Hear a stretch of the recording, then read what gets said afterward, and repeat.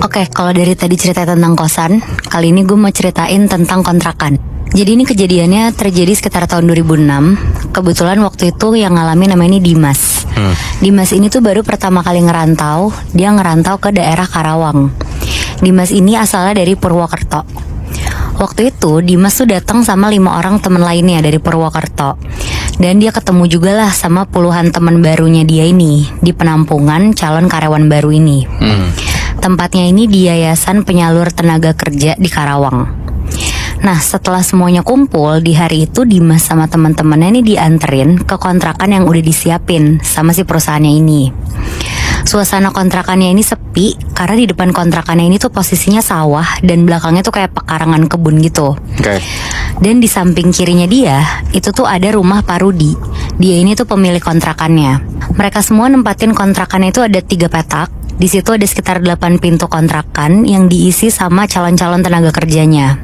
Jadi total-total kalau dihitung tuh ada 30 sampai 35 orang. Kondisi kontrakan tuh bisa dibilang kotor karena banyak coretan-coretan gitu di temboknya.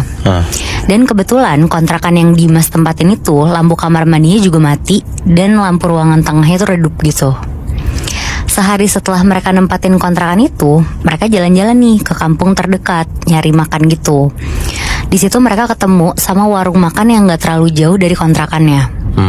Di situ ada ibu-ibu warung, terus nanya ke mereka, kalian ngontrak di mana? Terus dijawab, kita ngontrak di kontrakan Pak Rudi yang depannya sawah. Di situ ibu warungnya tuh sempat ngomong kalau yang ngontrak di situ katanya bertahan paling lama tuh cuma 1 bulan. Wow. Nah, pas ngedenger itu, mereka tuh awalnya kayak ya udahlah, nggak ngerasa aneh sama sekali.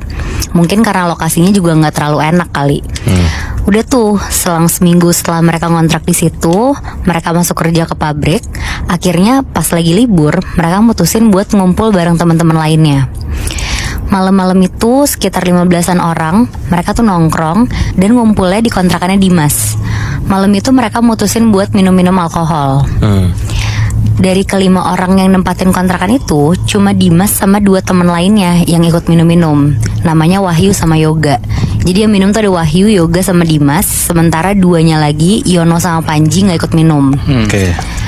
Malam itu setelah minum-minum, mereka tuh langsung bubar terus mutusin untuk tidur. Di situ Dimas sendiri nih sempat mikir untuk tidur sendiri di ruang tengah karena dia mikir ruang depan tuh sempit lah kalau 5 orang. Tapi nggak tahu kenapa belum 5 menit si Dimas ini merem, dia tuh ngerasa merinding banget. Akhirnya karena dia takut, dia mutusin buat tidur di ruang depan bareng teman-teman lainnya. Nah di sini nih mulai kejadiannya.